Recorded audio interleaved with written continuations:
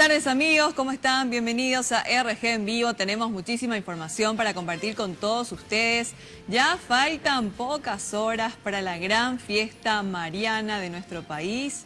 Y a continuación vamos a compartir una historia de fe de una niña llamada María Ortega, que mañana precisamente va a cumplir 8 años. La encontramos camino a la Virgen, camino a la Villa Serrana, acompañado de sus padres, completamente vestida como la Virgen de Caacupé. Nos dijo por qué este año decidió peregrinar por primera vez junto a sus seres queridos. Apenas arrancábamos nuestra aventura por la Villa Serrana, pasando el cerro, nos sorprendía en el kilómetro 47 esta niña que hizo honor a la Virgen de Caacupé. Porque me voy a vestir de virgen. ¿Sí? ¿En honor a ella? Sí. ¿Qué le pediste todo este año a la Virgencita? ¿Qué le dijiste? Que me cuide, que me haga cosas lindas. ¿Qué, por ejemplo, te dio de lindo este año? ¿Pasaste de grado?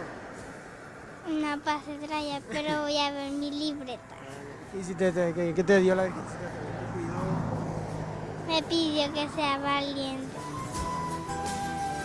Según sus familiares, que la acompañaron, la pequeña, que también se llama María, tiene algunas coincidencias con esta festividad.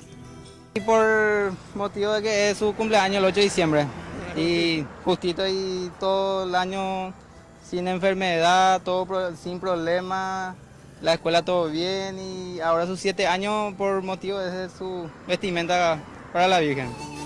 La abuela, que también caminó desde Curuzú peregrino, por poco se quiebra al contarnos lo que ella dice que Caacupé le cumplió. Se acompaña a su veña porque gracias a la Virgen, porque ese miembro de curso de último grado, está en enfermería, y por eso, por agradecimiento. Muchas gracias. ¿Se esforzó mucho tu hija? Sí, se esforzó mucho, ahora está en enfermería. Se pasó todo, está mejor alumna también. ¿Cómo te sentí como mamá? Ay, demasiado orgullosa.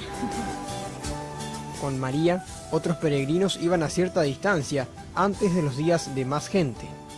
Es la primera vez que la niña, con 7 años de edad, camina hasta Caacupé.